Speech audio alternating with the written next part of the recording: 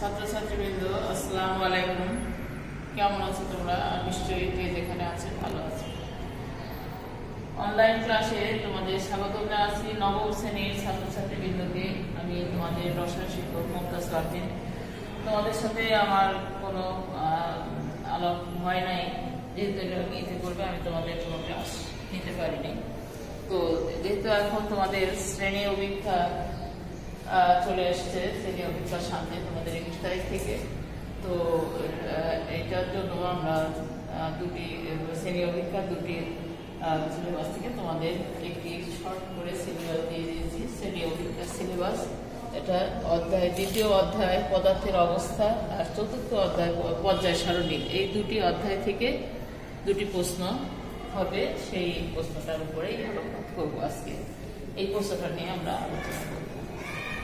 তো এখানে দেখো সৃজনশীল প্রশ্ন একটি এখানে একটি কাঁচ নল দেওয়া আছে। এই কাঁচ নলের মধ্যে এখানে নাইট্রোজেন গ্যাস একদিকে, অক্সিজেন গ্যাস দুই দিকে দেওয়া আছে, কিন্তু এইখানে এসে দেখা যাচ্ছে নাইট্রিক অক্সাইড গ্যাস তৈরি হচ্ছে কোথায়? বি, এটা এ প্রান্ত, এটা বি প্রান্ত। বি প্রান্তের কাছাকাছি এসে নাইট্রিক অক্সাইড গ্যাস তৈরি হচ্ছে। এখন প্রশ্ন আমি ক খ তোমাদের আলোচনা করবো না। তোমরা জানো ক খ এর প্রশ্ন সৃজনশীলে সবসময় বই থেকে ছোট প্রশ্ন সংজ্ঞা এই ধরনের হয়, এটি তোমরা পারবে। গ নম্বরের প্রশ্ন হচ্ছে মৌলদ্বয় একটি দ্বিবন্ধন এবং অন্যটি দ্বিবন্ধনের মাধ্যমে অণু গঠন করে স্থিতিশীল হয়। মৌলদ্বয় মানে যে অক্সিজেন আর নাইট্রোজেন দুটো মৌল, এরা একটি দ্বিবন্ধনের মাধ্যমে আর আরেকটি ত্রিবন্ধনের মাধ্যমে অণু গঠন করে স্থিতিশীল হয়, এটার ব্যাখ্যা করতে হবে।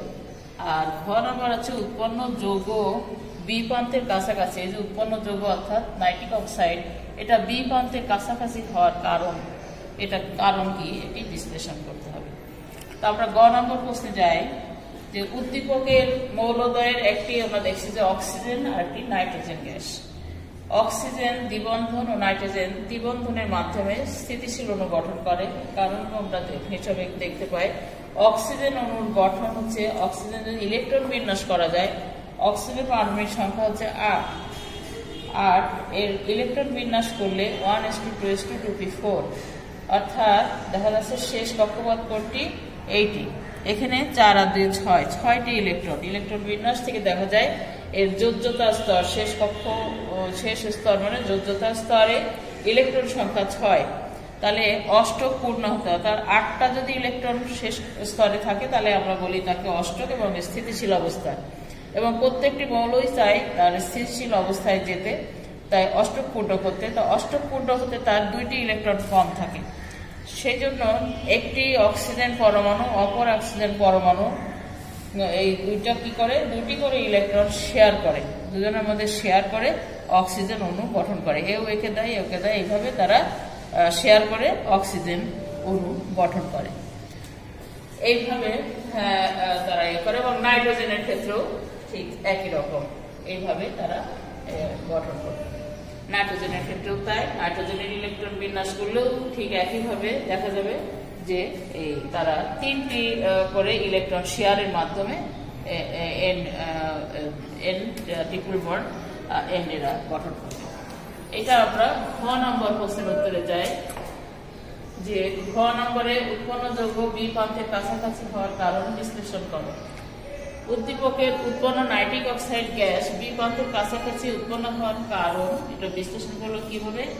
আমরা জানি যে গ্যাসের ঘনত্ব এবং ভরের উপর গ্যাসের ব্যাপন হার নির্ভর করে। যে গ্যাস যত হালকা তত তাড়াতাড়ি সে ব্যাপিত হয়, ছড়িয়ে পড়ে। গ্যাসের ঘনত্ব আণবিক ভর যত বেশি হয় তার ব্যাপন হার তত কম হয়। নাইট্রোজেন গ্যাসের আণবিক ভর হচ্ছে নাইট্রোজেনের 14 দুগুণে 28, আর অক্সিজেনের আণবিক ভর হচ্ছে 16 × 2 32, একটা অক্সিজেন 16, দুইটার জন্য 32। ফলে নাইট্রোজেন গ্যাস এই প্রান্ত থেকে দ্রুত ব্যাপিত হবে। যেহেতু নাইট্রোজেন গ্যাস এদিকে আছে, তাড়াতাড়ি করে যেহেতু হালকা এই আগে চলে আসবে, এদিকে ব্যাপিত হবে এবং বি প্রান্তের দিকে অগ্রসর হয়, এবং বি প্রান্তের কাছাকাছি এসে এও ব্যাপিত হয়, একটু কম ব্যাপিত হয়, এ তাড়াতাড়ি এসে এই প্রান্তে এসে তারা মিলিত হয়ে নাইট্রিক অক্সাইড গ্যাস উৎপন্ন করে। এটা প্রায় বি প্রান্তের কাছাকাছি। তারপরে দেখো আরেকটি প্রশ্ন তোমাদের চতুর্থ অধ্যায় থেকে, যে নিচের মৌলগুলো লক্ষ্য করো এবং সংশ্লিষ্ট প্রশ্নগুলোর উত্তর দাও। মৌলগুলো কি আছে প্রতীক দিয়ে দেখানো আছে, এগুলো কিন্তু মৌলের একটা প্রতীকী অর্থে এটা ব্যবহার করা হয়েছে। X12, Y13 এবং Z26, এখানে XYZ প্রতীকী অর্থে ব্যবহৃত হয়েছে।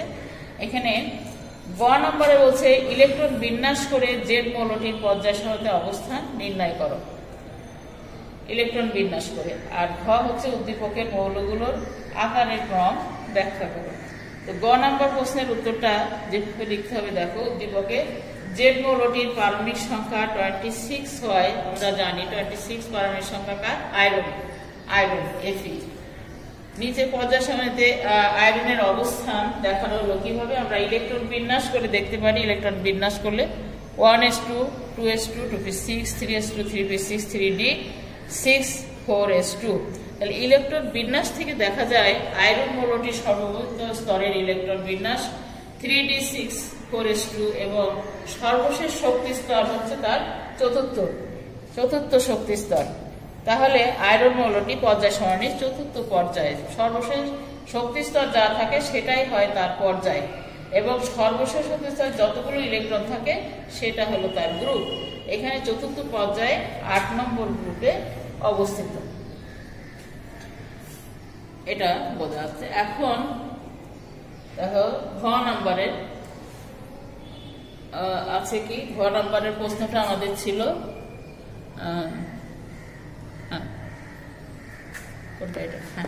ঘ নম্বরের প্রশ্ন হচ্ছে উদ্দীপকের মৌলগুলোর আকারের ক্রম ব্যাখ্যা করো।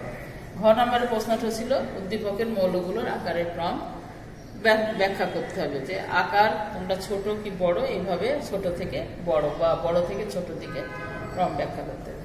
তো এখানে আমরা উদ্দীপকের X, Y এবং Z মৌল তিনটি যথাক্রমে আমরা কি দেখতে পাচ্ছি, X হচ্ছে 12 যার পারমাণবিক সংখ্যা, তাহলে এটা হবে ম্যাগনেসিয়াম। Y পারমাণবিক সংখ্যা 13, তাহলে এটা হবে অ্যালুমিনিয়াম। আর Z হচ্ছে পারমাণবিক সংখ্যা যার 26, এটা হবে আয়রন। এখন এদের আকারে ক্রম ব্যাখ্যা করতে গেলে আমাদের ইলেকট্রন বিন্যাস করতে হবে আগে।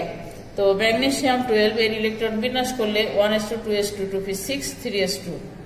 আর অ্যালুমিনিয়াম Y যেটা অ্যালুমিনিয়াম 13, এটার ইলেকট্রন বিন্যাস করলে 1s2, 2s2, 2p6, 3s2 এবং 3p1, একটি হচ্ছে বেশি, মানে একটা ইলেকট্রন বাড়তে সেটা চলে যাবে পিতে।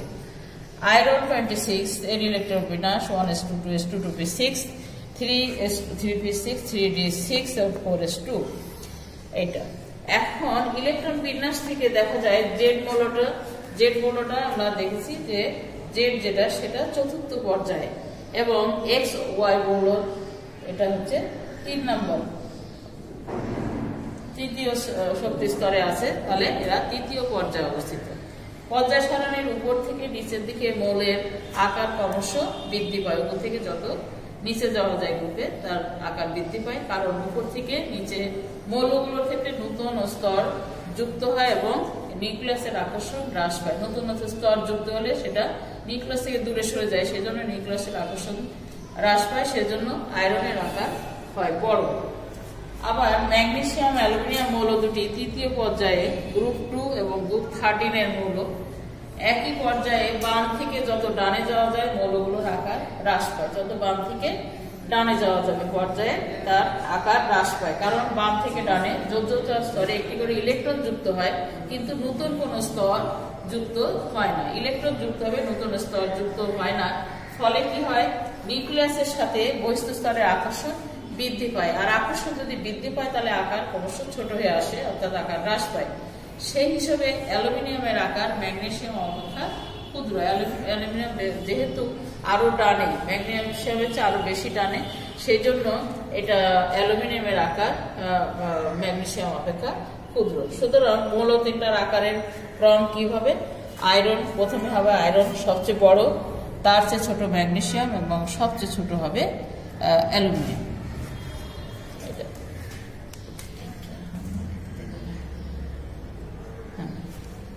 ম্যাগনেসিয়াম তারপরে হবে অ্যালুমিনিয়াম, এইভাবে। তাহলে এই প্রশ্ন দুটো কিভাবে লিখতে হবে তোমরা নিশ্চয়ই জেনে গেছো। এখানে এটা শুধু আমি অক্সিজেন এটা করে দিয়েছি, নাইট্রোজেনটা তোমরা এইভাবেই করে নেবে। নাইট্রোজেনের ব্যাখ্যাও ঠিক এরকমই হবে, শুধু নাইট্রোজেন দিয়ে দিতে হবে এবং নাইট্রোজেন ট্রিপল বন্ড হবে এরকম N